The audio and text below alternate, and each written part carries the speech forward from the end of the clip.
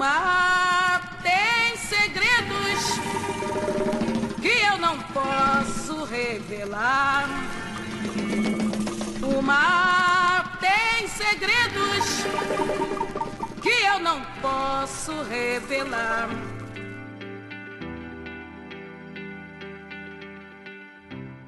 Há um maremoto em mim. Essa é uma frase muito potente, presente nesse livro que vocês viram aí na abertura.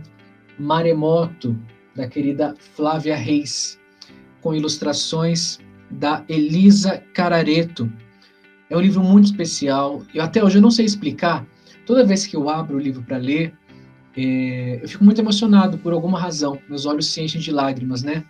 Essa frase, há um maremoto em mim, eu considero ela muito forte. E quem lê a história e se deparar, contemplar essas imagens incríveis aqui, que poeticamente ilustram esse texto da Flávia Reis, eu acho que também vai se emocionar. Os olhos vão marejar, né? Quem sabe um maremoto de lágrimas também vai verter dos seus olhos. Esse livro é muito especial. Ele tem várias condecorações, eu até anotei aqui. Ele recebeu o selo da seleção da Cátedra Unesco de Leitura, PUC-Rio 2020, selecionado entre os 30 melhores livros pela revista Crescer aqui em 2021, selo de altamente recomendável e melhor livro ilustrado de 2020 pela Fundação Nacional do Livro Infantil e Juvenil, a Finilige. Esse é um livro muito especial, Maremoto. Não deixe de conhecê-lo. E agora, vamos falar sobre A Nossa Pequena Sereia, do Hans Christian Andersen. Vou mostrar aqui para vocês primeiro algumas edições que eu tenho dos contos de Andersen, falarei um pouquinho da vida dele e aí a gente segue para o nosso episódio de O que Mudou, comentando essas diferenças entre o texto e a adaptação cinematográfica. Muita gente tem essa dúvida, onde eu vou procurar contos de fadas originais? Dá para falar em original de conto de fadas? Dá. Em certos casos, dá sim para falar. O trabalho dos Grimm, por exemplo, dos irmãos Grimm, é um trabalho que, em tese, envolve recolha, envolve entrevista, registros de relatos orais, entre outras coisas, porque eles também consultaram livros, também receberam por carta, histórias por carta e tudo mais, mas ali fica mais difícil realmente falar em uma autoria dos Grimm. Agora, em termos de Hans Christian Andersen, a gente pode dizer sim, ele é autor de todos os contos de fadas que ele apresenta. Mesmo em alguns títulos que aproveitam desse folclore dinamarquês, germânico, esse folclore nórdico, os textos são trabalhados artisticamente. Então, A Pequena Sereia é um texto de autoria de Hans Christian Andersen, não é um texto da tradição. Ele pode, de fato, ter entrado na tradição, virou realmente patrimônio imaterial da humanidade, pela relevância que ele tem na história da literatura ocidental. Esse conto em especial. Mas a obra de Andersen, ela é toda autoral.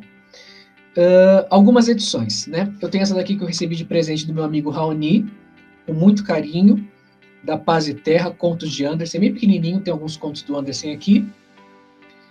Tenho também esses dois contos soltos, pela Melhoramento, são reedições daquela coleção Biblioteca Infantil, clássicos recontados. Os Cisnes Selvagens, esse recontado pela Tatiana Belink, amo os Cisnes Selvagens, talvez seja um dos meus contos favoritos. Tem uma belíssima adaptação para filme no Cisnes Selvagens, em animação, aqui no canal. Foi o segundo filme que a gente exibiu na nossa mostra de cinema, Procure aqui Cisnes Selvagens. O filme é lindo, artístico, maravilhoso. E tenho também recontado pela Tatiana Belink, da coleção Melhoramentos, O Isqueiro Encantado, do Hans Christian Andersen. Mais uma vez, Melhoramentos, contos de Hans Christian Andersen, edição comemorativa de 200 anos. Tem os contos O Criador de Porcos, Patinho Feio, Soldadinho de Chumbo e O Sapo. Essa linda edição da Melhoramentos.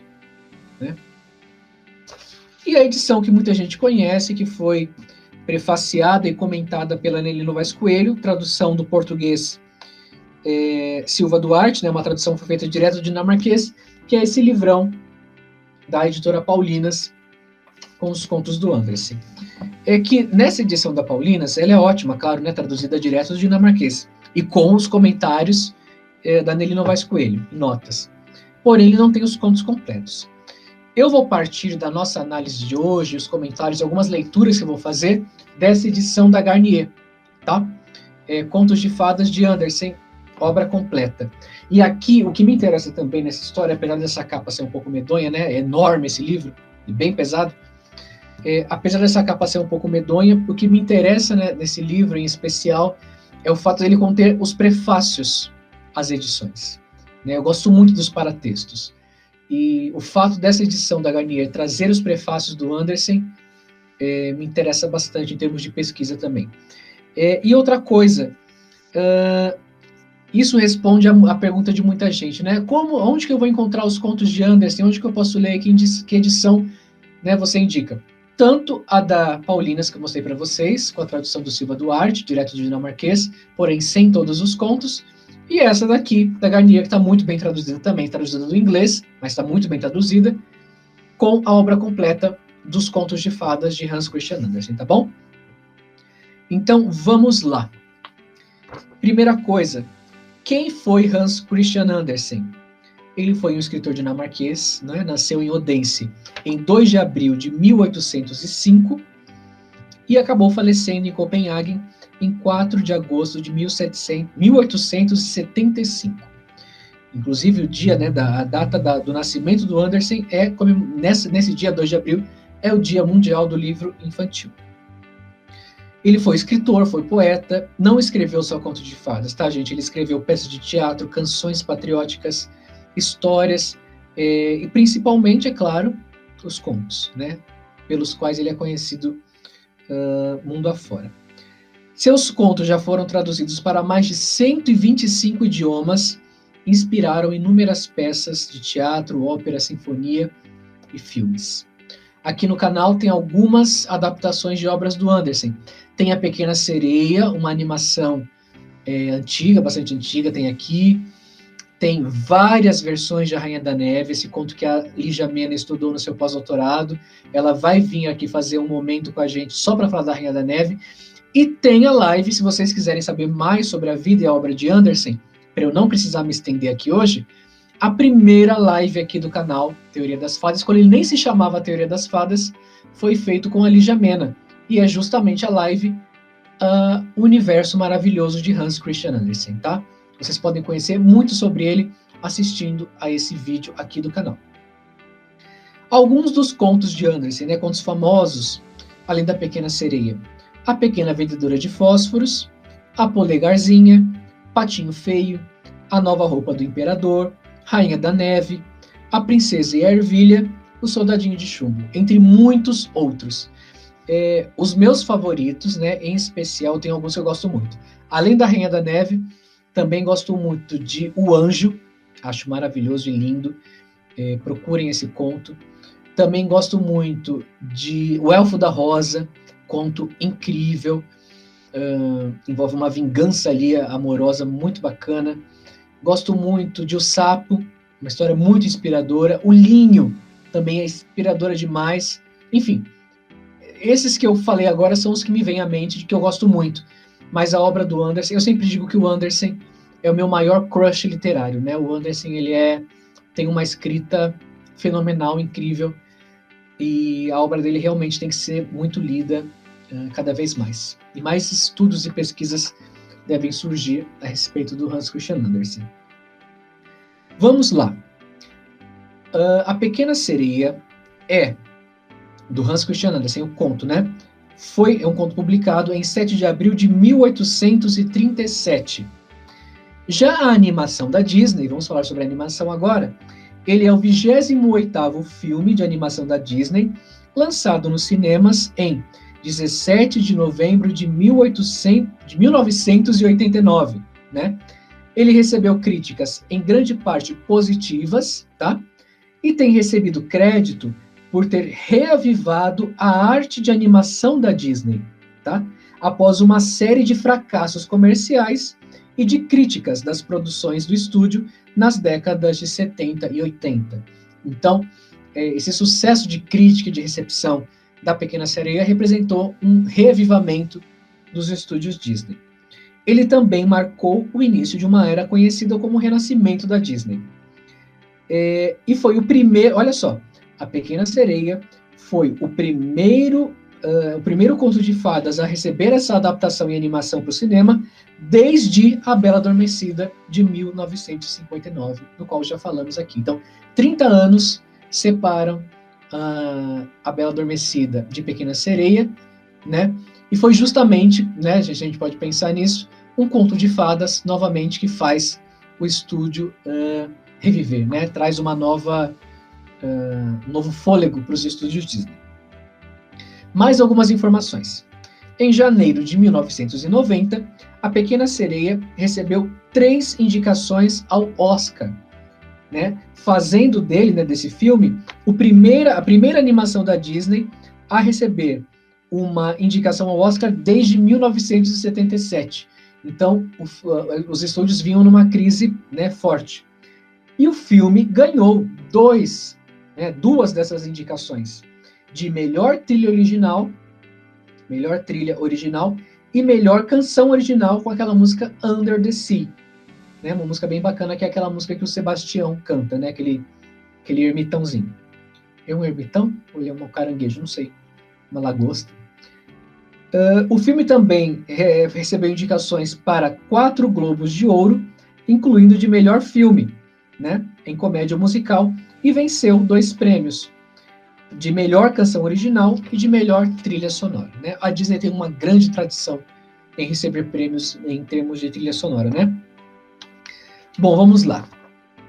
Fiz algumas anotações sobre o filme que eu vou comentando com vocês, enquanto também leio alguns trechos que eu separei aqui da história da Pequena Sereia, tá? Vamos lá. Primeira coisa, o filme já se inicia com o Príncipe Eric, né? O Príncipe Eric aparece logo na primeira cena, cantando ali com os marinheiros, né, no navio e tudo mais. Essa centralidade do Eric, aliás, esses nomes, né, Eric, Ariel, como já deve estar pressuposto, não existem no Conto de Fadas, né, do Hans Christian Andersen, só existe no filme. Essa centralidade do Príncipe Eric na história, no filme, é muito interessante, porque a gente só vai conhecê-lo, de fato, muitas páginas a partir do início, né? Porque o filme, na verdade, ele pula um grande trecho do Conto de Fadas, que é o quê? De fato, a Pequena Sereia tem irmãs, né? No livro, ela tem 5 irmãs, tá? Então ela é a 6ª, né? São 6 sereiazinhas, e no filme ela tem mais 6 irmãs, então são 7. E outra grande diferença que a gente vê logo de cara é que não aparece a figura da avó dela no filme da Disney, né? O Tritão, o pai da Pequena Sereia, é quem comanda esse lindo reino submarino. Enquanto, aqui no conto do Hans Christian Andersen, a figura da avó, né, a mãe do rei, ela é bastante central, e é ela quem comanda ali, quem cria também, está mais próxima dessas sereiazinhas. Então, eu vou ler aqui para vocês um trecho bem do início do conto. O rei do mar havia ficado viúvo muitos anos atrás. Quem cuidava da casa era sua velha mãe, mulher muito inteligente, mas por demais orgulhosa de seu sangue real. Ela era uma avó excelente e cuidava com grande desvelo de suas netas, as gentis princesinhas do mar. Eram 6 sereiazinhas encantadoras, cada qual mais bonita que a outra. A mais bela de todas, porém, era a caçula, que tinha a pele fina como uma pétala de rosa e os olhos azuis como as águas de um lago profundo, né? Só que ela não era humana, era uma sereia.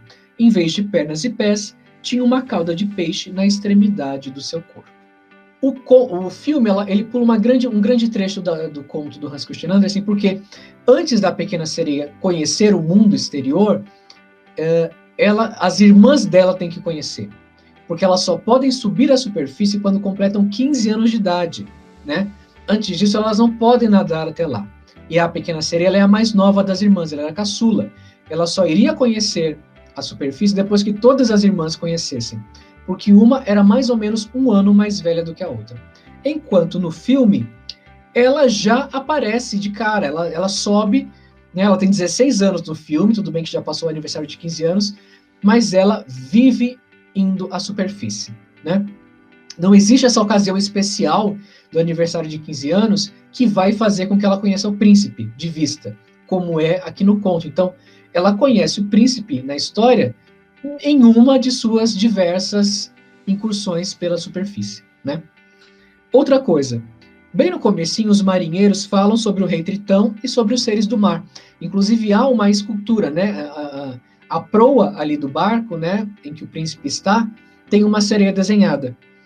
E o conselheiro ali, do príncipe Eric, diz que essas histórias de marinheiros sobre Tritão, sobre sereia, sobre os seres do mar, não passam de bobagens náuticas, né? Algumas inclusões que o filme fez. Esse cachorro Max, do Eric, o ermitão, ou lagosta, o caranguejo, que é o Sebastião, o linguado, que não é um linguado, um peixe linguado, né? E a gaivota, que é o sabidão, eles não existem no conto, tá? A Pequena Sereia não tem esses animais coadjuvantes ali para ajudá-la. Eles são centrais para ajudar a Ariel no filme da Disney, mas eles não existem aqui no conto do Hans Christian Andersen, tá bom? Inclusive, vou colocar aqui a tela para vocês, esqueci de falar no início, a tela em que informa a inspiração aqui no conto do Andersen. Bom, quando chega finalmente o dia, né, da Pequena Sereia conhecer a superfície, aqui no conto, ela vai conversar, né, com a sua avó, a velha rainha mãe, e ela vai dizer, né, essa avó, quando ela completa 15 anos, que agora ela já tem a liberdade de ir e vir, e vai arrumá-la assim como fez com suas irmãs. A avó colocou-lhe na cabeça uma grinalda de lírios brancos. As pétalas eram formadas por pérolas cortadas ao meio. Em seguida, prendeu-lhe na cauda 8 ostras, de maneira que todos vissem que se tratava de uma princesa legítima. Isso dói, queixou-se a sereiazinha. A nobreza de sangue exige algum sofrimento, replicou a avó. A rebeldia da Pequena Sereia, ela é destacada logo no início do filme. Ela diz que, ele diz, né, que ela não aparece para ensaiar, ela tem, de fato, a mais bela voz do fundo do mar, como no conto também, porém, ela é displicente, né? Ela não aparece para ensaiar e também não aparece na apresentação no início do filme.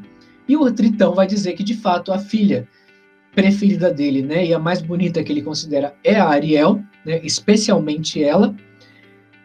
E essas outras filhas, né, todas têm nome também no filme da Disney, o que é uma coisa muito interessante. No conto elas não têm. A Ariel, né, no filme da Disney, ela se interessa por todas essas bugigangas, né, por barcos naufragados. Ela tem um verdadeiro museu de artefatos inúteis, né, ali para tentar. Ela quer muito conhecer e viver e se tornar parte do mundo dos humanos, como diz a letra da canção. Ela encontra um garfo, né, que ela acha a coisa mais linda do mundo, né, mesmo vivendo naquele palácio incrível do Tritão, um palácio todo iluminado, com ouro, com cristais, tudo de mais precioso, ela se encanta pelas bugigangas do homem, né, por um garfo que ela nem sabe para que serve, e tem aquela gaivota, que é o sabidão, que também não sabe, de fato, para que aqueles objetos servem e começa a inventar um monte de coisa, né? Inclusive faz com que ela passe vergonha quando ela vai finalmente viver ali no castelo junto com o Eric. Veja só, uma grande diferença que ocorre também do conto para o filme. A Bruxa do Mar, no conto, ela não é necessariamente uma antagonista, ela não é uma vilã na história. Ela é um personagem sensato. Assim como o Sebastião no filme é meio que um grilo falante, né? Tenta ser essa consciência da Pequena Sereia trabalhando para o Tritão para tentar convencê-la a não levar adiante os seus sonhos, né, descabidos de viver na superfície. O Sebastião ele acaba sendo, digamos assim, ele acaba fazendo o papel da bruxa do mar do conto.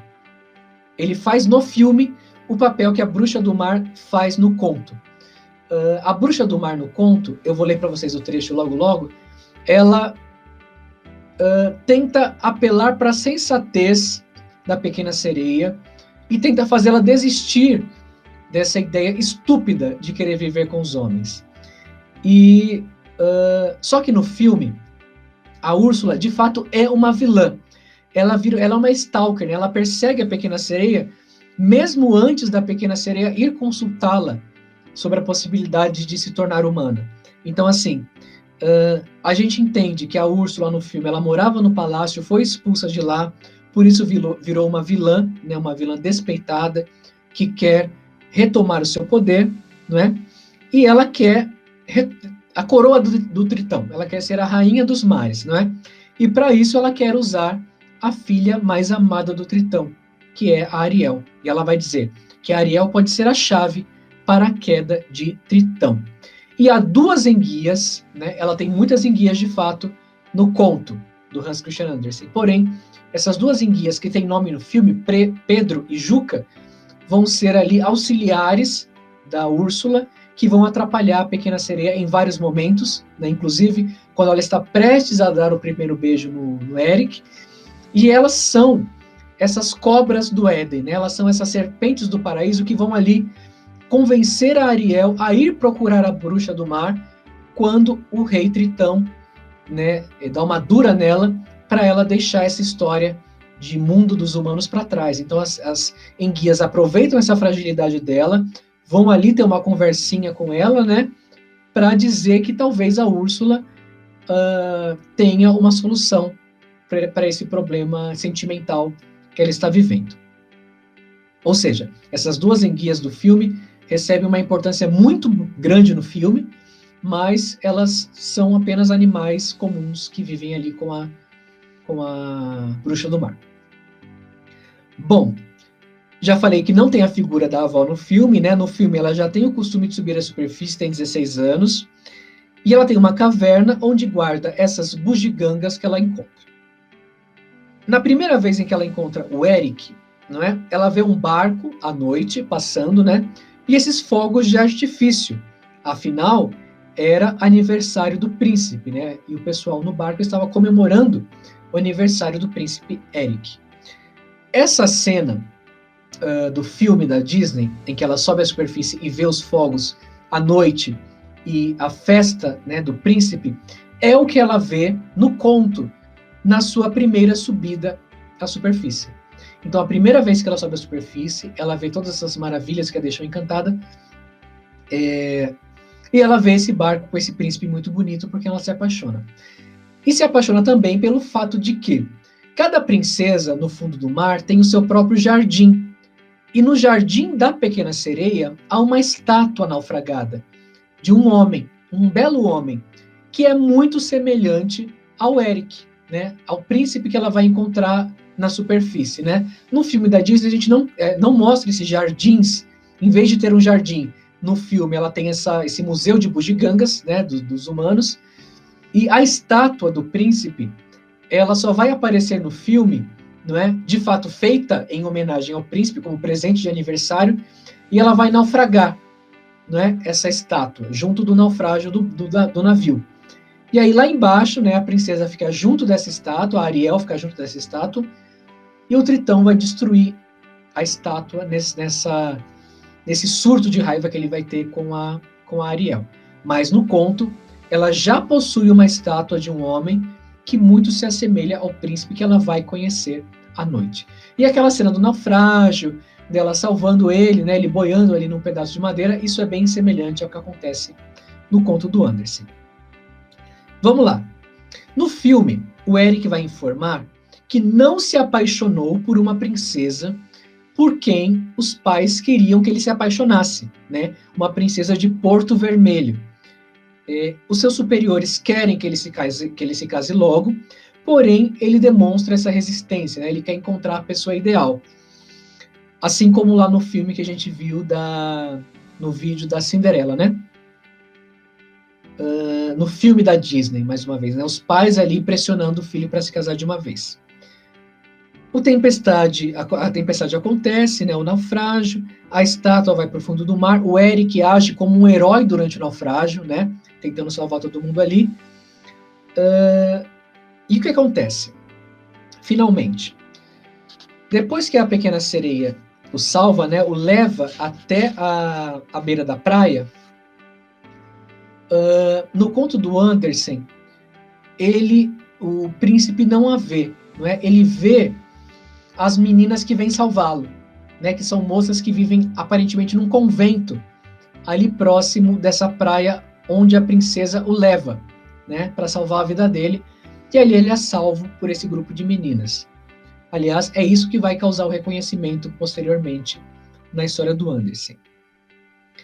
Por que a Ariel, né, por que a pequena sereia, ela quer viver no mundo dos homens?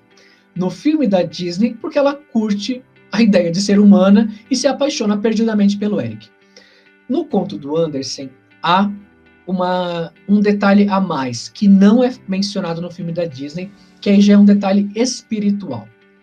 O que há de diferente na vida da princesa, na vida das sereias e dos tritões, em comparação com a vida dos homens, né? Ou pós-vida. Vejam só, numa conversa muito importante da pequena sereia com sua avó. Vou ler para vocês. Os homens só morrem quando têm a infelicidade de se afogar? Perguntou a pequena sereia. Do contrário, vivem eternamente? Não morrem como nós que vivemos embaixo da água? E aí a avó dela vai responder. Eles também morrem, minha netinha. Sua vida é até mais curta que a nossa. Enquanto vivemos 300 anos, eles raramente chegam a 100. Eles enterram seus mortos. Nós não.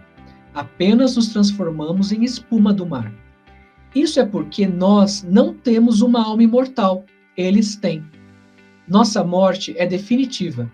Somos como o junco verde, que uma vez cortado, nunca mais recupera sua cor.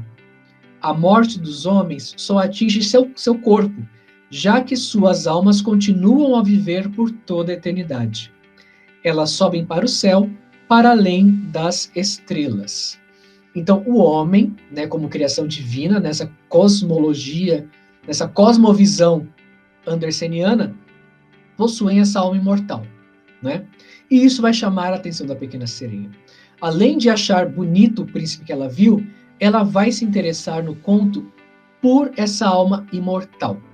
Tá? Então há um interesse a mais do que simplesmente se apaixonar pelo cara e decidir largar família.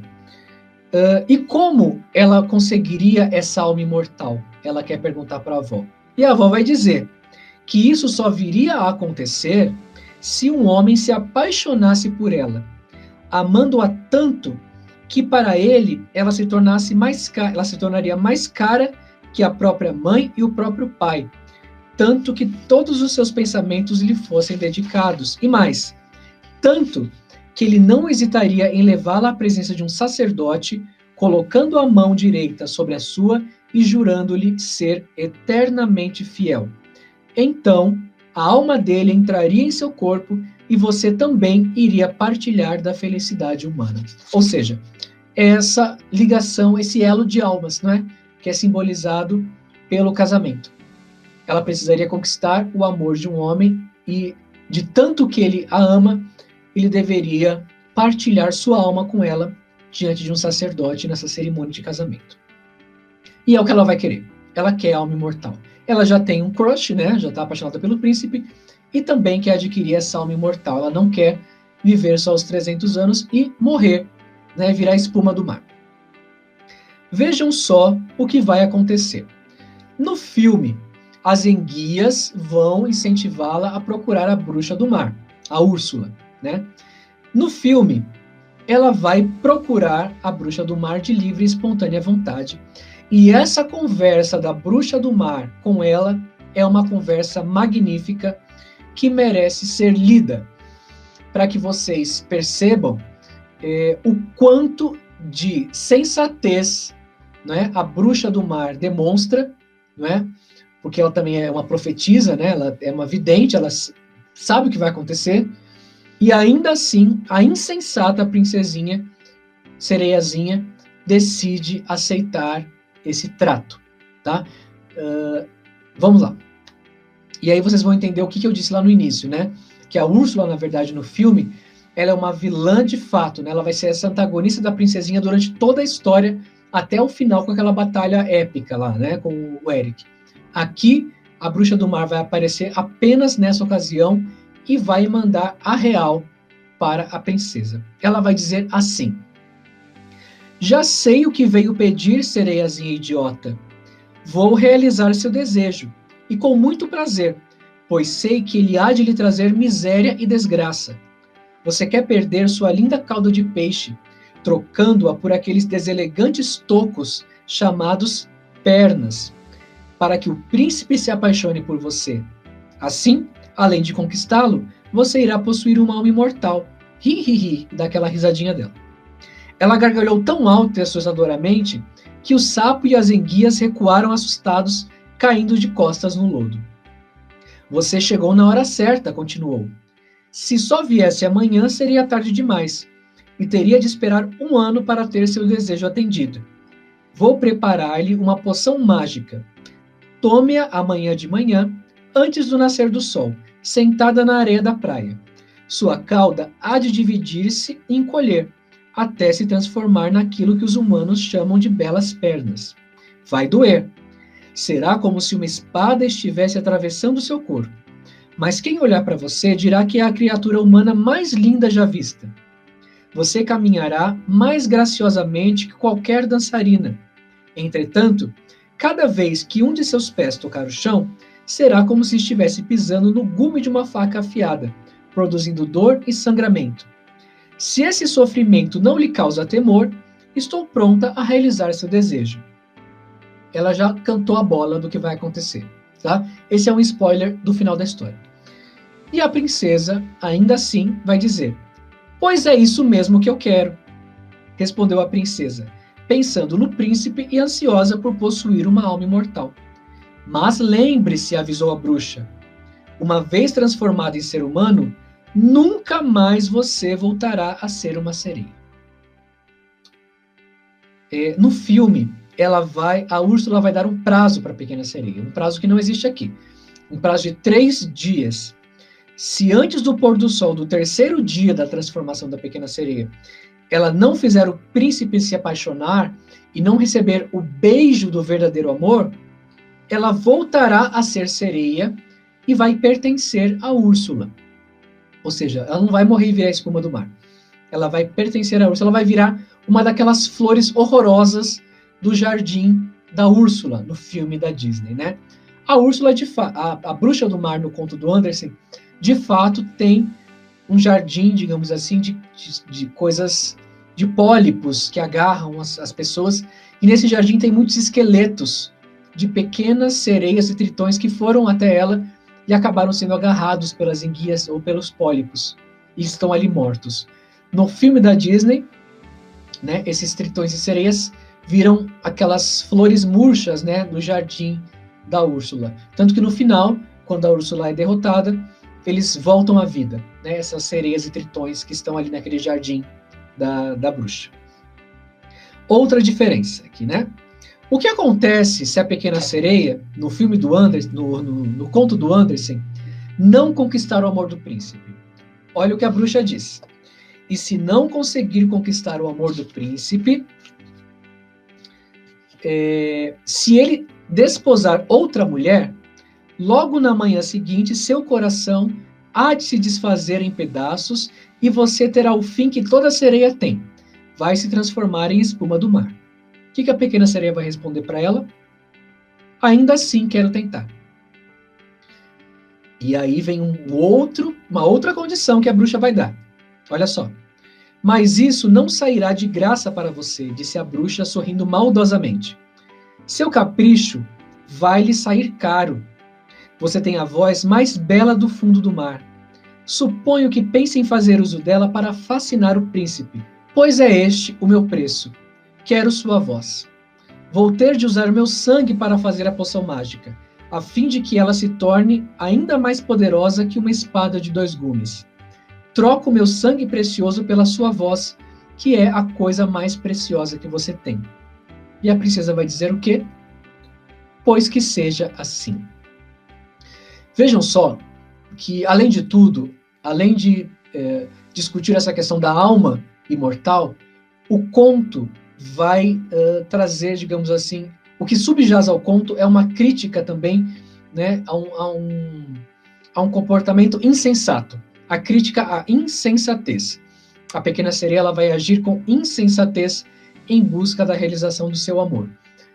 Como na maioria dos contos do Hans Christian Andersen que envolvem casamento, né, tirando a Princesa e a Ervilha, que é um ponto muito fora da curva na produção anderseniana, que é praticamente uma sátira aos contos de fadas, o amor não é um tema equilibrado nos contos de Andersen. Sempre alguém ama mais do que o outro, né? É um amor sempre unilateral. E isso causa enormes problemas. Aqui no livro, no filme, né, da Disney, o que acontece? O Eric, né, ela se transforma em humana ainda no fundo do mar e é levada à superfície pelo Sebastião e pelo Linguado, né? O que é um grande absurdo, porque naquela profundidade, né, ela já teria morrido com os pulmões, entrariam em colapso, mas enfim. O Eric a encontra na praia e diz: você é muito familiar para mim. Ele a reconhece pela aparência, mas duvida que seja ela pela falta da voz, né? Ela não tem como explicar quem é, porque ele se lembra da feição, mas se lembra mais ainda do canto, né, da sereia. Assim que ela vai começando a tentar se comportar, né, aprender essa etiqueta cortesã, não é que nem é praticamente uma história da Marimar. Vocês conhecem a novela do SBT, né, do SBT não, que agora está no Globoplay. Marimar, né, lá da Thalia. Essa história é bem parecida. Aliás, eu acho até que a novela deve ter sido inspirada um pouquinho nesse conto. Ela, né, vira ali de selvagem, de uma sereia selvagem, ela vai aprendendo os modos da corte, sempre se atrapalhando muito, né? Achando que o garfo é para pentear o cabelo, que o cachimbo é para soprar, enfim. Porque ela foi ensinada errado também pela gaivota, pelo sabidão. Quando ela vai quase dar o primeiro beijo no Eric, né, a Ariel, as enguias atrapalham o beijo. As enguias o Pedro e Juca, né, as enguias da Úrsula. E aí a Úrsula vai perceber que talvez a Ariel vá conseguir o amor do príncipe, então ela decide se transfigurar em uma mulher bonita, pegar aquela voz da Ariel, utilizar para si mesma e conquistar o príncipe para que a Ariel se torne posse dela, né? O que não existe aqui no conto, tá, gente? No conto, a Bruxa do Mar, ela desaparece nesse momento. Ela volta a ser citada no final, quando eu vou falar para vocês sobre isso, mas ela não opera no conto como uma antagonista, como uma vilã propriamente dita, tá? Ela é como se fosse, na jornada do herói, digamos assim, uma mentora, né? A avó é a mentora, claro, é a mentora original da coisa, mas a Bruxa do Mar não deixa de ser uma mentora no sentido de que ela dá as cartas também para a Pequena Sereia do que vai acontecer, né? E a Pequena Sereia ainda assim decide manter o seu plano original. Bem, no filme, a Úrsula vai interferir no romance utilizando essa voz que ela roubou e vai enfeitiçar o Eric para se casar com ela, né? Eles quase se casam, né? Vias de fato. Os animais é que vão atrapalhar o casamento. Eles vão começar a dar eles vão impedir esse matrimônio, né? Esses animais marinhos e o cachorro do Eric também. O Max, que vai sempre também ali ajudar um pouco a Ariel. A Úrsula, no fim das contas, o que ela quer? Ela quer poder, não é? Ela quer a coroa do Tritão, ela quer o tridente do Tritão. E para tentar salvar a filha, ele vai entregar essa coroa e esse tridente à Úrsula, que ali vai ficar gigante, vai lutar contra o Eric. O Eric vai lá no fundo do mar tentar libertar a sereia, né? Uma coisa épica, até a morte da Úrsula com aquela proa né, que vai atravessá-la e ela vai morrer. Uma cena bastante interessante de luta, né? Absurda, mas interessante. Quando a Úrsula morre no filme, as sereias e os tritões voltam a viver né? Eles eram plantas ali do jardim da Úrsula, eles voltam à vida. Agora vejam só o que acontece no conto. Todo mundo já sabe, né? Até porque aqui no canal também tem a contação da história original da Pequena Sereia, contada pela Lígia Mena, pela Sandra Valenzuela, pela Roseli Jimenez, pela Cristina Casagrande e por mim. Vocês podem separar um momento aí do dia de vocês, no fim de semana, e ouvir essa história, né, o conto original completo. Então vocês, meio que todo mundo já sabe mais ou menos que no conto do Andersen, esse matrimônio não ocorre, né? Não acaba com aquele final feliz da Disney, com a Ariel se casando com o Eric, né? E tudo vive as mil maravilhas, né? Inclusive quem dá as pernas definitivas para Ariel é o próprio pai, o Tritão, né? No conto, não. Isso porque o príncipe, ele de fato se engraça pela Pequena Sereia, né? Ele tem uma certa lembrança dela e chega a iludi-la, digamos assim, que escolheria a ela, né, para ser sua esposa, mesmo ela sendo muda, né? Mas ele se comunica com o olhar e beija a Pequena Sereia, né? Vai dizer assim, tem um trecho aqui do livro, e assim dizendo, beijou-lhe os lábios vermelhos, acariciou-lhe os longos cabelos e recostou a cabeça em seus ombros, próximo daquele coração que tanto aspirava a alcançar a felicidade e possuir uma alma imortal. Ou seja, ela está iludida, né? Por quê? Ele vai viajar a mando dos pais para conhecer a princesa com quem ele deveria se casar. Mas ele vai só para cumprir tabela, porque ele está, de fato, em tese, apaixonado pela Pequena Sereia, né? Por essa princesa muda que ele vai conhecer. Só que a princesa que que está prometida a ele, é uma princesa que ela estava sendo educada em um templo sagrado, né? Onde eram ensinadas as virtudes da realeza. Vejam só, ele leva a Pequena Sereia com ele para esse reino, né? Onde mora essa outra princesa, e quando a Pequena Sereia a conhece, ela teve que admitir que sua beleza era de fato imensa e que aquela era a princesa mais bonita que ela já tinha visto até então. A pele dessa princesa era fina e delicada e sob seus cílios longos e escuros sorriam 2 olhos meigos de cor azul escura. Percebam que ela é parecida com a Pequena Sereia, né? Pele fina, olhos azuis de um azul profundo. Ou seja, as duas são semelhantes. O que vai fazer com que o príncipe reconheça essa princesa como quem o salvou, e não a Pequena Sereia, é o fato de que ela o retirou, né, da praia no dia do naufrágio. A Pequena Sereia levou ele até a praia, mas foi essa menina, junto com um grupo de outras, né, meninas que estavam sendo criadas ali naquele convento, ela o salvou, né, o tirou dali, e aí ele vai reconhecê-la, ele vai dizer assim: já te conheço, exclamou o príncipe quando a avistou. Foste tu que me salvaste da morte, quando as ondas me atiraram semi-morto na praia. A Pequena Sereia está muda, ela não pode dizer nada em relação a isso, né? Então o príncipe fica de fato apaixonado por essa princesa a quem ele estava prometido e deixa a Pequena Sereia de lado, né? A vê como uma amiga, coloca ela na friend zone, né? Digamos assim. Quando ficaram sabendo do que havia acontecido, as irmãs da Pequena Sereia, as 5 irmãs dela, foram até a Bruxa do Mar. Então aqui que eu disse para vocês que a Bruxa do Mar voltaria a ser mencionada.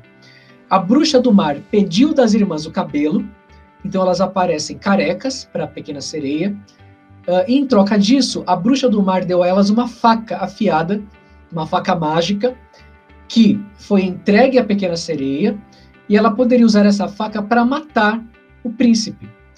E quando o sangue do príncipe escorresse aos seus pés, eles voltariam a se tornar uma cauda. E então ela voltaria a viver no mar com suas irmãs, né? E viver os 300 anos como sereia, né? Então havia ainda uma possibilidade de voltar atrás na escolha, né? De reverter através de um artifício que a própria Bruxa do Mar fez, né? Ou seja, havia um antídoto para a coisa. Só que é claro que a Pequena Sereia não vai querer fazer isso. As irmãs dela disseram que ela teria de matá-lo antes do pôr do sol, antes que o sol surja, desculpa, antes do nascimento do sol, porque se isso não acontecesse, quem morreria era ela mesma, né? Viraria espuma do mar. E elas dizem também que a vovó estava de luto, que os cabelos dela até caíram de tanta aflição. Então a avó da pequena sereia estava preocupada. Bom, a pequena sereia, como vocês devem imaginar, não consegue matar o príncipe, né? Ela vai deixar que ele viva o amor dele. Ele de fato está apaixonado por essa outra princesa. Quando o primeiro raio de sol desponta no horizonte, ela vira espuma do mar. Mas ela percebe que não está morta, porque ela ainda consegue enxergar as coisas. E ela vê alguns seres etéreos e transparentes, que eram quem? As filhas do ar. Então a pequena sereia ainda vai poder viver, ter um momento de redenção, tá? As filhas do ar eram sereias também, como ela, né? Elas não têm uma alma imortal, porém poderiam alcançar a vida eterna caso elas operassem boas ações, né? Fizessem benevolências viajando mundo afora. Então, olha só, como que ela poderia, se ela continuasse praticando boas ações, assim como as filhas do ar, dentro de 300 anos, ela poderia realizar seu desejo ganhando uma alma imortal. E aí a pequena sereia vai dizer, dentro de 300 anos, espero ser admitida no reino de Deus. E aí as companheiras vão responder para ela, pode ser que isso aconteça até antes desse prazo. Sem que ninguém possa nos ver, entramos nas casas dos seres humanos. Eles não sabem que estamos ali. Quando encontramos uma criança boa que traz alegria a seus pais e faz por merecer todo o seu amor, nós sorrimos para ela, e Deus tira 1 ano do nosso tempo de provação. Mas se a criança for egoísta e maldosa, então nós choramos. Nesse caso, para cada lágrima derramada, Deus acrescenta 1 dia aos 300 anos que temos de cumprir como espíritos do ar. E assim termina o conto do Hans Christian Andersen, A Pequena Sereia. Gostaram dessa história? Eu li alguns trechos para vocês, mas vocês vão poder desfrutar desse conto integral, desse conto completo, lido aqui para vocês, acessando o vídeo aqui do canal A Pequena Sereia, tá? É uma narração linda, tem imagem, tem som, tem alguns efeitos ali audiovisuais para acompanharem a narrativa. Agradeço a vocês por estarem aqui durante mais esse vídeo, né, durante essa estreia, é a você que está assistindo também depois da estreia, e nós nos encontramos, então, na semana que vem, no sábado que vem, com mais um episódio dessa série, O que Mudou. Muito obrigado e até mais.